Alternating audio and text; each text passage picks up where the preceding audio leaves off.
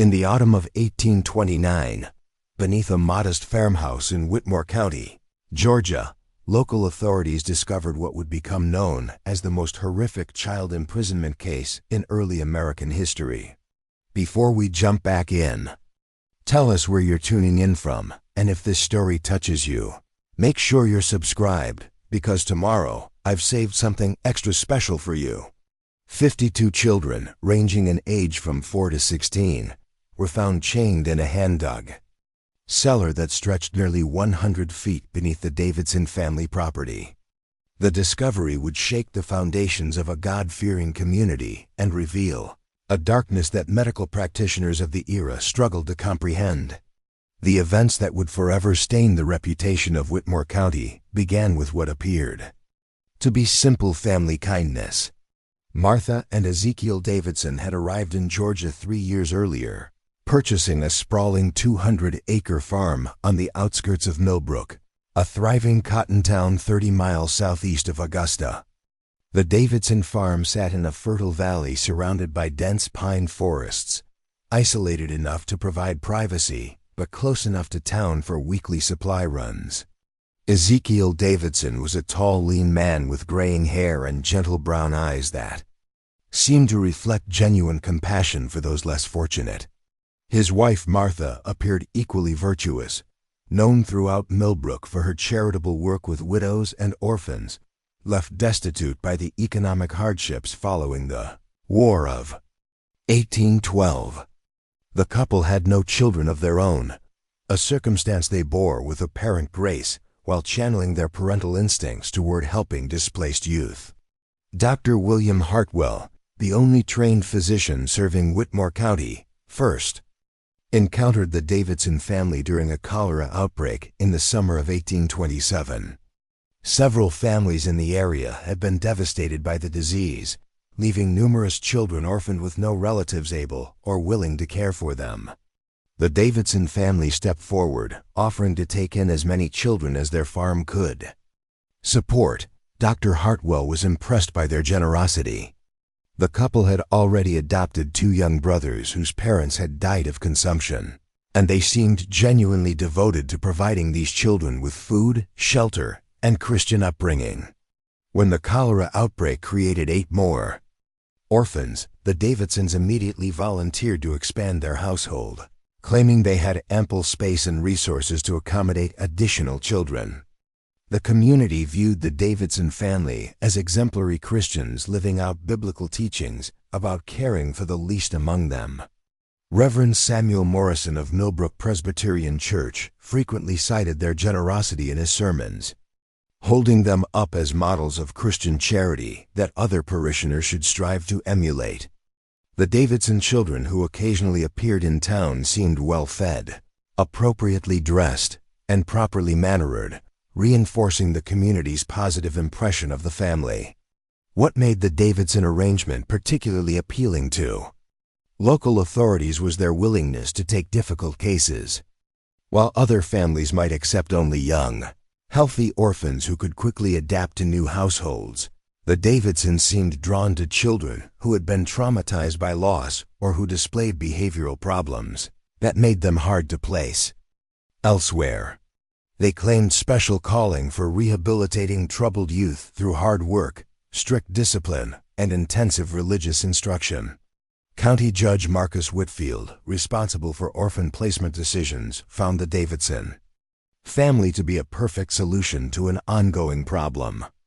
The county had limited resources for caring for displaced children, and the Davidson farm provided what appeared to be an ideal environment for large numbers of orphans to receive care while contributing to agricultural work that would teach them valuable skills for adult life.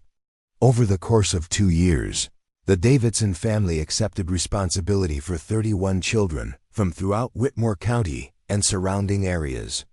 Some were true orphans whose parents had died from disease or accident.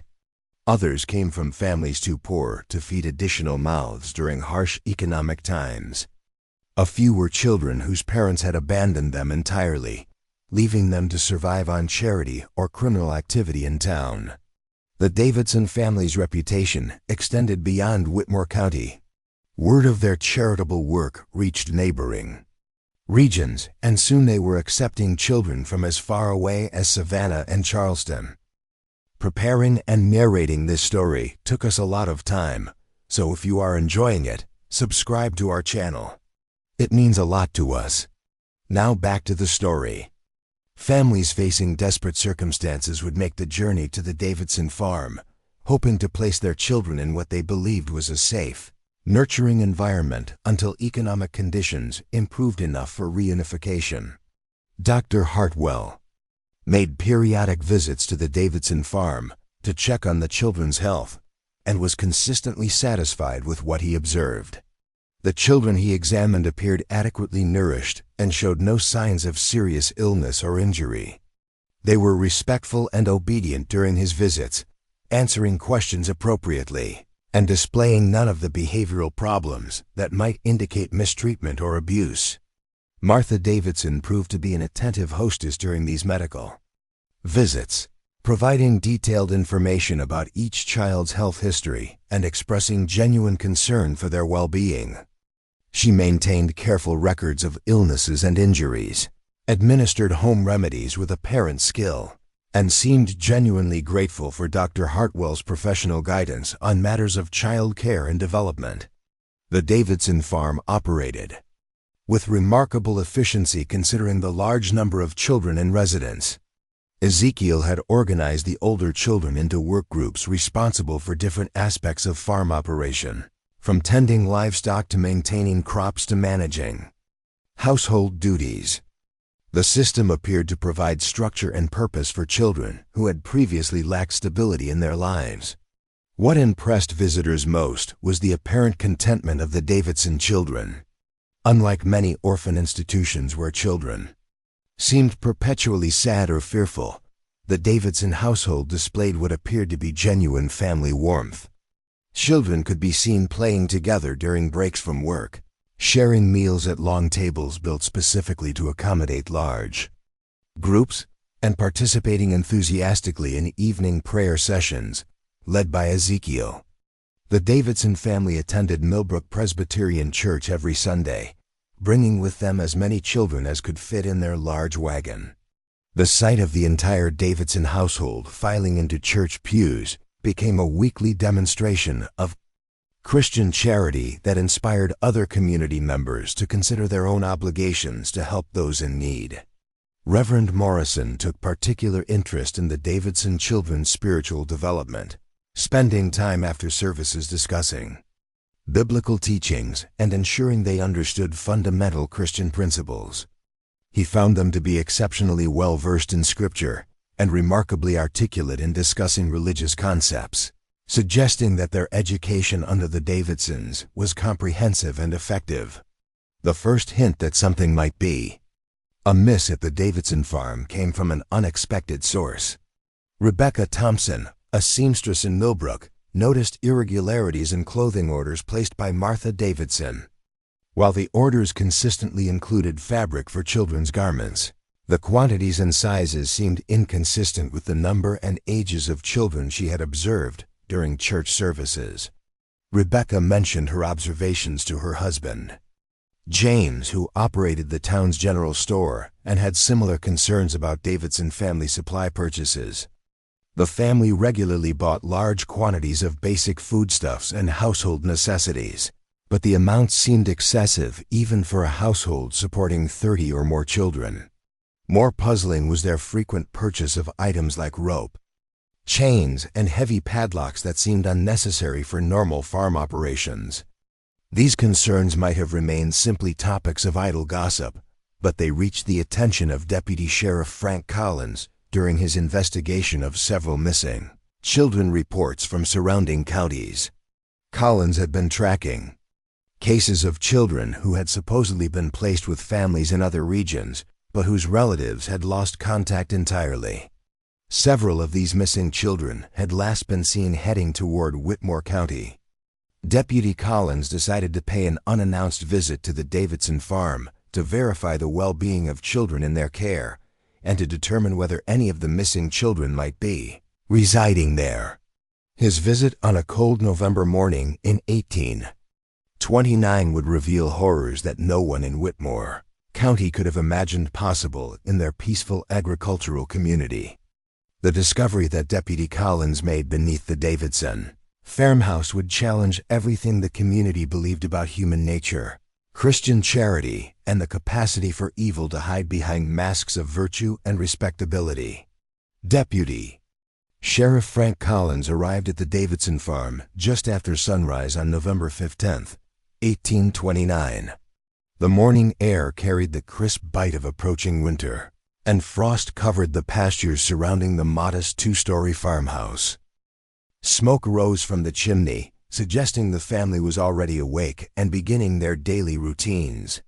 Collins had deliberately chosen this early hour, hoping to observe the household during normal activities before announcing his official presence. From his position near the tree line, Collins could see several children moving about the barnyard, carrying buckets and tending to livestock with practiced efficiency. The scene appeared perfectly normal, even admirable in its demonstration of organized industry. Children of various ages worked together harmoniously, their movements suggesting familiarity with assigned tasks and comfortable cooperation with one another. What struck Collins as unusual was the absence of typical childhood behavior.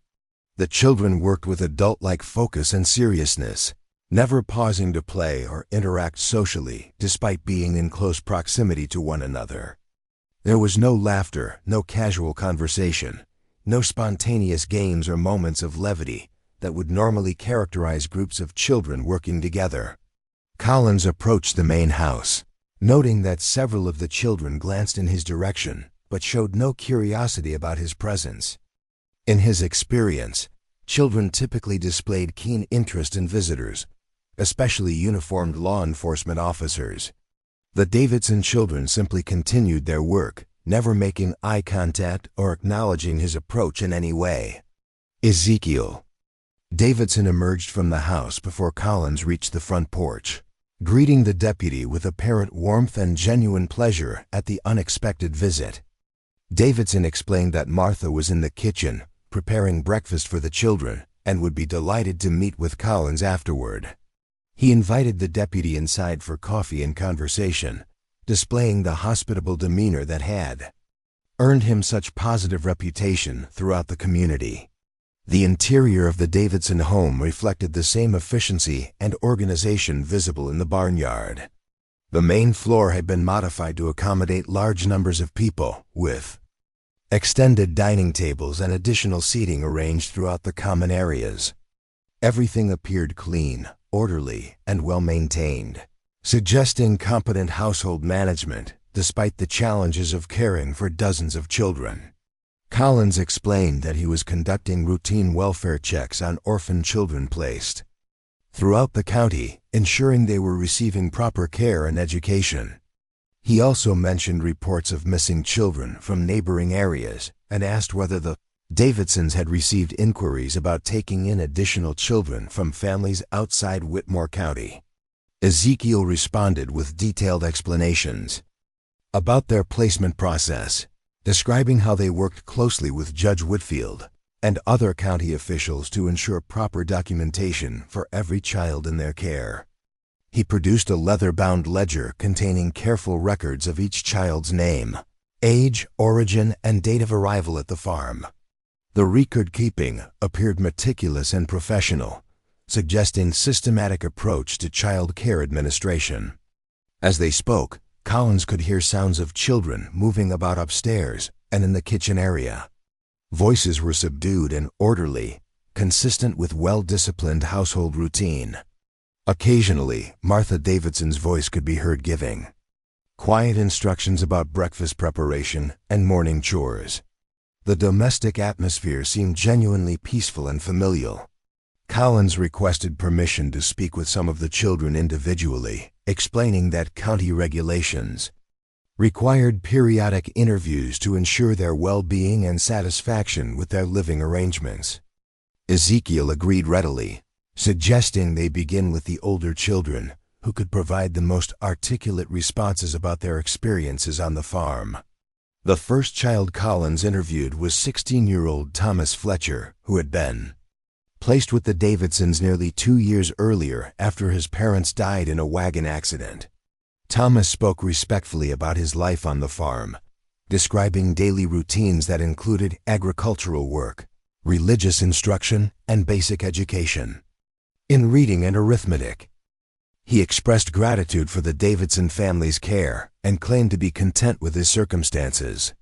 Collins found Thomas's responses somewhat mechanical, as if the boy was reciting prepared answers rather than sharing personal thoughts and feelings.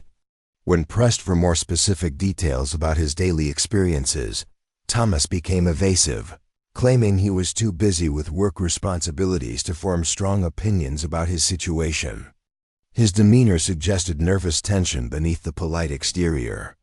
Similar patterns emerged during interviews with other children.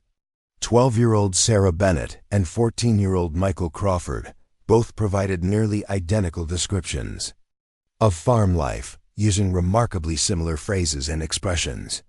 When Collins asked about their relationships with other children or their hopes for the future, responses were vague and seemingly rehearsed.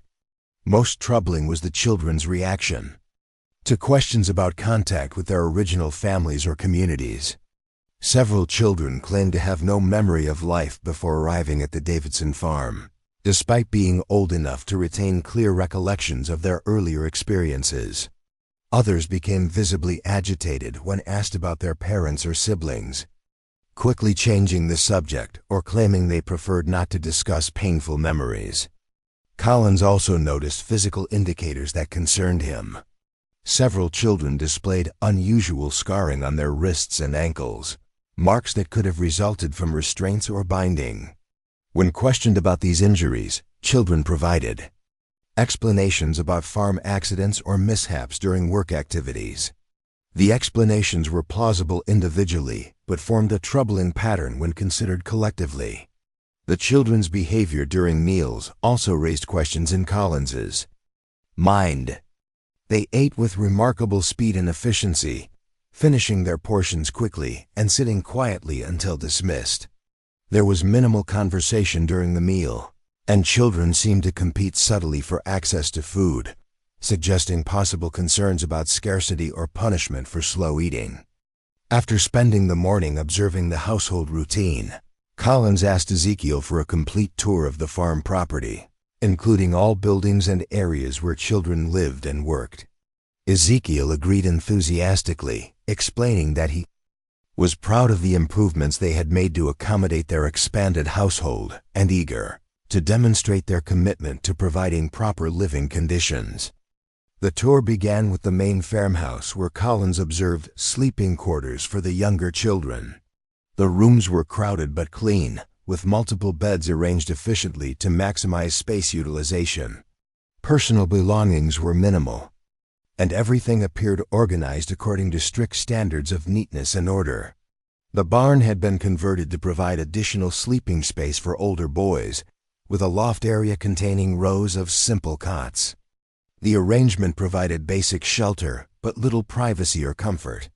Collins noted that the barn doors were equipped with heavy external locks, which Ezekiel explained were necessary to prevent children from wandering during the night and potentially encountering dangerous farm equipment or wild animals. As they walked toward the various outbuildings, Collins observed children working in different areas of the property. Groups were engaged in tasks appropriate to the season, including wood cutting, livestock care, and preparation for winter storage of crops and supplies. The children worked diligently under the supervision of older youth who appeared to serve as crew leaders or foremen. Collins requested to see all areas of the property where children spent time, including any storage buildings, workshops, or other structures.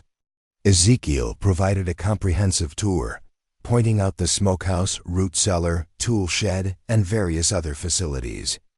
Throughout the tour, Collins noticed that children continued their work without acknowledging his presence, maintaining the same focused concentration he had observed earlier. The deputy's attention was drawn to a small outbuilding that appeared to be used for food storage and preservation. The structure was built partially underground, with stone walls and a heavy wooden door secured by an unusually robust locking mechanism.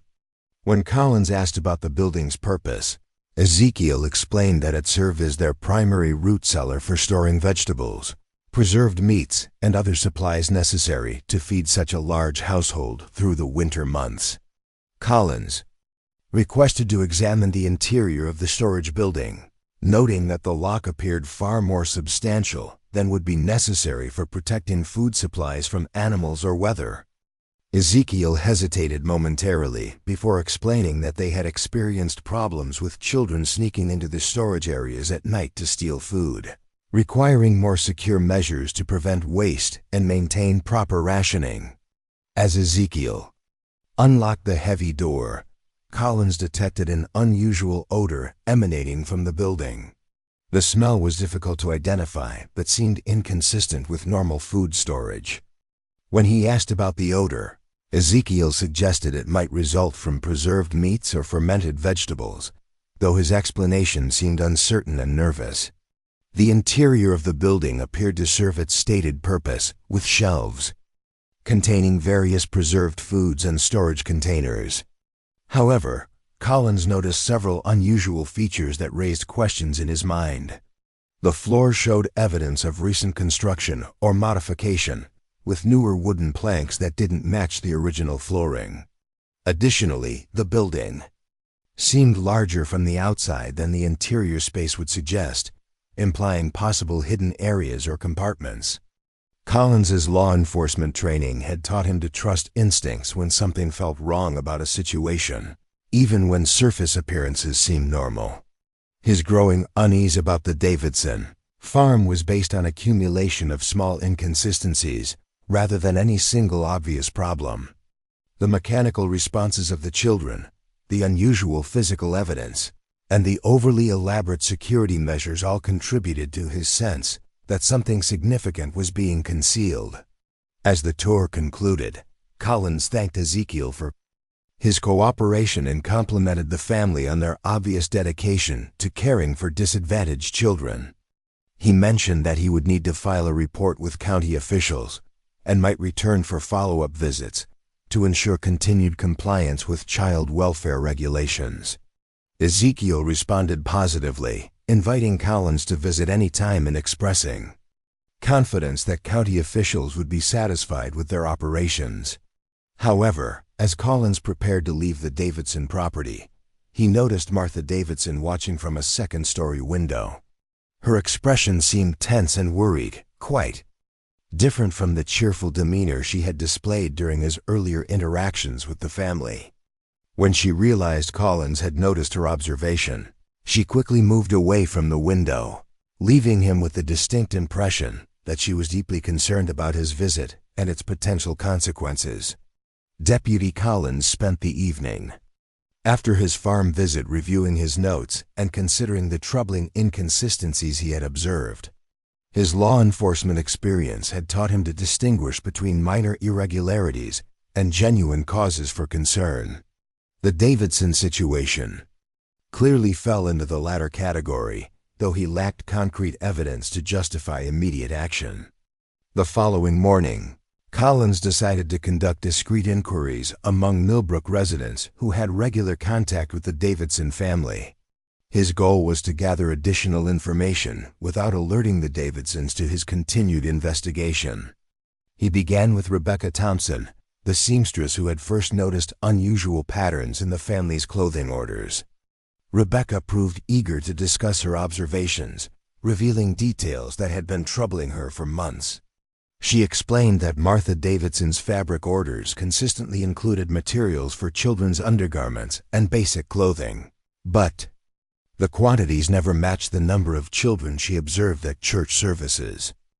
More significantly, recent orders had included unusually large amounts of heavy canvas and rope, materials more suitable for restraints than normal household use. James Thompson, Rebecca's husband and owner of the general store, provided even more disturbing information.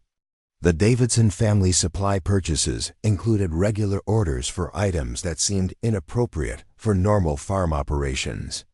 They bought large quantities of medicinal alcohol, laudanum, and other substances that could be used to sedate or control people. They also purchased heavy chains, padlocks, and metal hardware that far exceeded typical agricultural needs. Most concerning was the Davidson family's apparent obsession with soundproofing materials. They had requested advice about preventing noise transmission through floors and walls, claiming they needed to reduce disturbances from children's nighttime activities. They purchased large amounts of wool batting, heavy fabrics, and other materials that could muffle sound if installed properly in building structures. Collins also spoke with Dr. Hartwell, seeking the physician's professional assessment of the children's health and behavior during his medical visits. Hartwell admitted to growing concerns about several unusual patterns he had observed but had previously attributed to the challenges of caring for traumatized orphans in large group settings. The doctor revealed that many Davidson children displayed symptoms consistent with chronic malnutrition despite appearing adequately fed during his visits. They showed signs of vitamin deficiencies, stunted growth, and other indicators suggesting irregular or insufficient food intake over extended periods. When questioned about these symptoms, the children always claimed to be healthy and satisfied with their living conditions. Hartwell also mentioned behavioral observations that had puzzled him during recent visits. The children seemed unusually subdued and compliant, lacking the natural energy and curiosity typical of young people their ages. They responded to questions with appropriate answers, but showed little spontaneous interaction or emotional expression. Several children had displayed unusual fear responses when he examined areas of their bodies typically covered by clothing. More troubling were Hartwell's observations about the Davidson adults during his visits. While they maintained their reputation for charitable concern, both Ezekiel and Martha showed signs of stress and anxiety that seemed disproportionate to normal challenges of caring for large numbers of children. They monitored his interactions with the children closely and seemed particularly nervous when he spent time alone with individual children. Armed with this additional information, Collins decided to consult with Sheriff William Bradford about the possibility of obtaining a warrant to conduct a more thorough search of the Davidson property. Bradford was initially skeptical, noting that the Davidson family enjoyed excellent reputation throughout the community and that Collins's concerns were based largely on circumstantial evidence and personal impressions. However, Bradford agreed to review the missing children reports that had prompted Collins's initial visit to the farm. The pattern of disappearances was indeed troubling when examined systematically. 7 children from neighboring counties had vanished over the past 18 months, all under circumstances suggesting they had been taken to families in distant locations for adoption or work placement. Several of these missing children matched descriptions of youth Collins had observed at the Davidson farm. Bradford also discovered irregularities in the documentation surrounding some of the Davidson placements. While Judge Whitfield had approved many of the arrangements, several children appeared to have been placed without proper legal procedures or adequate verification of their circumstances. Some placement records contained information that contradicted other county documents, suggesting possible forgery or deliberate deception. The breakthrough in Collins's investigation came from an unexpected source. Mary Catherine Wells, a former Davidson household member, approached him privately with information that would transform his suspicions into concrete accusations. Mary Catherine had worked for the Davidson family as a domestic servant during the previous year before leaving abruptly to marry a local farmer. Her reasons for leaving had never been clearly explained to the community. Mary Catherine revealed that she had witnessed disturbing activities at the Davidson farm that had frightened her into fleeing despite her economic need for employment. She described a complex system of underground rooms and tunnels that extended far beyond the simple root cellar Collins had been shown during his tour. These hidden areas served as holding facilities, where children were confined for extended periods as punishment or control measures. According to Mary Catherine, the underground complex included multiple chambers connected by narrow tunnels that had been excavated over several years. The Davidson family had told her the excavation was necessary to expand storage capacity for their large household, but she had observed children being forced into these spaces and secured with chains and restraints. The children confined underground were kept separate from those who lived in the main household and appeared at community functions. Mary Catherine described a deliberate system of control based on fear and deprivation. Children who complied with Davidson family demands were allowed to live in the main house and participate in normal farm activities. Those who resisted or attempted to escape were confined underground for days or weeks at a time, receiving minimal food and no human contact except during brief visits from Ezekiel or Martha Davidson. The former servant also revealed the true purpose behind the Davidson family's reputation for taking difficult children. Rather than rehabilitating troubled youth through Christian charity, they specifically sought children who would not be missed if they disappeared entirely. Orphans with no relatives, children from desperately poor families, and youth who had already exhibited behavioral problems were ideal candidates because their absence would attract minimal attention from authorities. Mary Catherine explained that the Davidson operation included a systematic process for breaking down children's resistance and independence. New arrivals were initially treated well to establish trust and cooperation.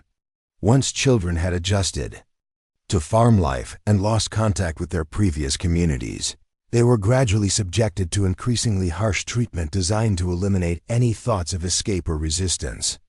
The most horrifying aspect of Mary Catherine's testimony concerned the fate of children who proved completely unmanageable despite prolonged confinement and abuse. According to her observations, several children had simply vanished from the underground chambers without explanation. When she asked about their whereabouts, Martha Davidson claimed they had been transferred to other facilities or returned to distant relatives, but Mary Catherine suspected more sinister explanations. Collins realized that Mary Catherine's information provided the foundation for obtaining search warrants and conducting a comprehensive investigation of the Davidson property. However, he also understood that any official action would need to be planned carefully to prevent the Davidson family from destroying evidence or harming children before authorities could intervene. Sheriff Bradford assembled a team of deputies and volunteers to assist with what promised to be a complex and potentially dangerous operation. The plan involved simultaneous action to secure all areas of the Davidson property while ensuring the safety of any children who might be confined in hidden locations. Medical personnel would be standing by to provide immediate care for victims who might require emergency treatment. The operation was scheduled for dawn on November 22nd, exactly 1 week after Collins's initial visit to the farm. Timing was chosen to maximize the element of surprise while providing adequate daylight for thorough searching of the property. Bradford obtained warrants authorizing search of all buildings and excavation of any suspicious areas where children might be concealed. As the search team prepared for their mission, Collins reflected on the implications of what they might discover. If Mary Catherine's information proved accurate, the Davidson farm concealed a level of systematic child abuse that exceeded anything previously documented in Georgia's legal history. The discovery would shatter the community's faith in their ability to recognize evil hiding behind facades of Christian virtue. The night before the scheduled search, Collins experienced difficulty sleeping as he contemplated the horrors that might await them beneath the Davidson farmhouse. He understood that whatever they found would haunt him for the remainder of his life, but he also knew that dozens of innocent children depended on his courage and determination to free them from unimaginable suffering. Sheriff Bradford's final briefing emphasized the importance of documenting everything they discovered for eventual prosecution of the Davidson family. The case would likely attract attention from state and federal authorities, requiring meticulous evidence collection and witness testimony. Most importantly, they needed to be prepared for the possibility that some of the children they hoped to rescue might already be beyond help. As dawn approached on November 22nd, the search team took their positions around the Davidson property, ready to uncover the truth about what many would later describe as the most shocking crime in Georgia's early statehood period.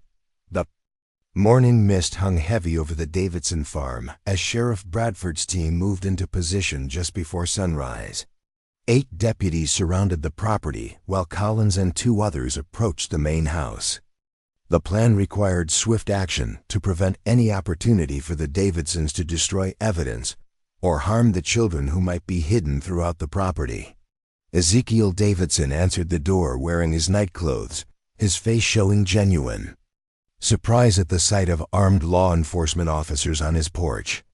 Sheriff Bradford presented the search warrant and explained that they were investigating reports of missing children and possible violations of child welfare laws.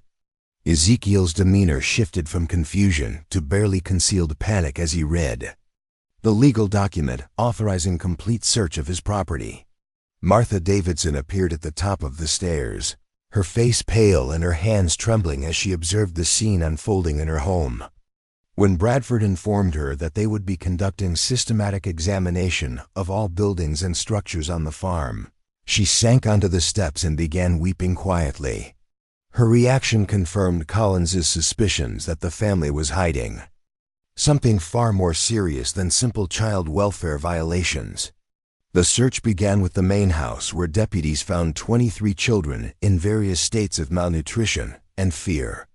These children appeared to be the privileged group who had been allowed to live in relative comfort while serving as public representatives of the Davidson operation. Even these supposedly favored children showed signs of psychological trauma and physical abuse that became apparent once they were separated from their captors. Dr. Hartwell examined each child in the main house, documenting injuries and health conditions that painted a disturbing picture of systematic mistreatment. Many children displayed scarring consistent with restraints, malnutrition despite recent adequate feeding, and behavioral responses suggesting prolonged exposure to violence and intimidation. Several children were so terrified that they could not speak coherently about their experiences. The real horror began when deputies located the entrance to the underground complex hidden beneath a false floor in the root cellar. The entrance had been concealed by heavy wooden planks and disguised to appear as normal foundation construction. Only Mary Catherine's detailed description had enabled them to identify the specific location of the hidden access point. Deputy Collins descended into the underground chamber, carrying oil lanterns that cast dancing shadows on roughly hewn stone walls. The narrow stairway led to a central corridor that stretched beyond the reach of their lights. The air was thick with the stench of human waste, unwashed bodies, and something else that Collins would later realize was the smell of prolonged terror and desperation. The first chamber contained 12 children chained to the walls by heavy iron shackles around their ankles. The children ranged in age from approximately 6 to 14 years old, all showing signs of severe malnutrition and physical abuse. They cowered in the light from the lanterns, apparently having been kept in complete darkness for extended periods. Several children appeared to be unconscious or too weak to respond to the deputy's presence. Collins called for immediate medical assistance as his team moved deeper into the tunnel system. They discovered additional chambers containing more children in various states of confinement. Some were chained individually to walls or floor rings. Others were crowded into cage-like structures built from heavy timber and iron bars. The conditions were beyond anything Collins had imagined possible in a civilized community. Dr. Hartwell worked frantically to assess the medical condition of each child as they were brought to the surface. Many required immediate treatment for dehydration, infections, and injuries that had been left untreated for weeks or months. Several children appeared to be dying from malnutrition and disease, their bodies having been pushed beyond the limits of human endurance. The systematic nature of the Davidson operation became clear as deputies explored the full extent of the underground complex. The chambers had been constructed over several years with considerable planning and engineering skill. Ventilation shafts provided minimal air circulation while remaining hidden from surface observation. Drainage systems had been installed to manage waste and water. The entire facility represented a significant investment of time and resources dedicated to imprisoning children. Martha Davidson broke down completely when confronted with the evidence of the underground chambers. She confessed that the operation had begun as a genuine effort to help orphaned children, but had gradually evolved into something monstrous. Ezekiel had become obsessed with controlling every aspect of the children's lives, using increasingly severe punishment to maintain absolute obedience and silence. According to Martha's tearful confession, children who resisted or attempted to escape were confined underground as examples to the others. The underground chambers were intended to break their spirits completely, making them too terrified and weak to cause problems. Some children had been kept in chains for months at a time, fed minimal rations, and given no human contact except during brief visits for punishment or interrogation. Ezekiel Davidson offered no cooperation with the investigation, maintaining complete silence even when confronted with the evidence of his crimes. His calm demeanor in the face of such overwhelming proof of systematic child abuse disturbed the law enforcement officers who had expected emotional breakdown or desperate attempts at justification. Instead, Davidson seemed resigned to his fate and indifferent to the suffering he had caused. The full scope of the horror became apparent as deputies conducted a complete inventory of the underground complex. They discovered 52 children in various stages of confinement, abuse, and neglect. Ages ranged from 4 years old to 16, representing nearly 3 years of systematic kidnapping and imprisonment. Several children appeared to have been confined for so long that they had difficulty walking or speaking normally. Physical evidence found throughout the chambers documented the evolution of the Davidson operation from child care to systematic torture. Crude medical instruments suggested that Ezekiel had conducted experiments on the children, testing their responses to pain and deprivation. Written records indicated that he had been documenting the psychological effects of prolonged isolation and abuse with scientific detachment. The children's rescue required careful coordination between law enforcement and medical personnel. Many victims were too weak or traumatized to walk unassisted. Others fought against their rescuers, apparently unable to comprehend that their ordeal was ending. Dr. Hartwell established a temporary medical facility in the Davidson farmhouse to provide immediate treatment while arrangements were made for transport to proper hospital facilities. News of the discovery spread rapidly throughout Whitmore County and beyond, attracting attention from newspapers and government officials throughout Georgia. The case represented the largest child abuse prosecution in the state's history and raised serious questions about the effectiveness of child welfare oversight systems. Community members struggled to understand how such systematic evil had operated undetected in their midst for nearly 3 years. The Davidson family was arrested and charged with multiple counts of kidnapping, child abuse, and conspiracy. Additional charges were expected as the investigation continued and more evidence was uncovered. The legal proceedings would ultimately expose the full extent of their crimes and the sophisticated methods they had used to deceive an entire community while torturing dozens of innocent children. The trial of Ezekiel and Martha Davidson became the most sensational legal proceeding in Georgia's young statehood history. Newspapers from Charleston to New Orleans sent correspondents to cover the case that had shocked the entire Southeast. The courtroom overflowed daily with spectators eager to understand how such monstrous cruelty had flourished, undetected in their Christian community. 37 of the rescued children survived their ordeal, though many bore permanent physical and psychological scars from their imprisonment. Dr. Hartwell spent months treating infections, broken bones that had healed improperly, and malnutrition, so severe that several children required years of medical care to recover basic health. 15 children never regained the ability to speak normally after their prolonged isolation and trauma. The psychological damage proved even more devastating than physical injuries. Many children experienced violent nightmares, uncontrollable trembling at loud sounds, and complete inability to trust adult authority figures. Several victims remained mute for years after their rescue, apparently having forgotten how to communicate with the outside world during their underground captivity. Martha Davidson received a sentence of life imprisonment after cooperating fully with prosecutors and expressing genuine remorse for her participation in the crimes. Her testimony revealed that the operation had corrupted gradually, beginning with legitimate charitable intentions before evolving into systematic torture driven by her husband's increasing obsession with absolute control over human lives. Ezekiel Davidson was sentenced to death by hanging, becoming one of the first individuals executed in Georgia, specifically for crimes against children. He maintained complete silence throughout his trial, never expressing remorse or acknowledging the suffering he had caused.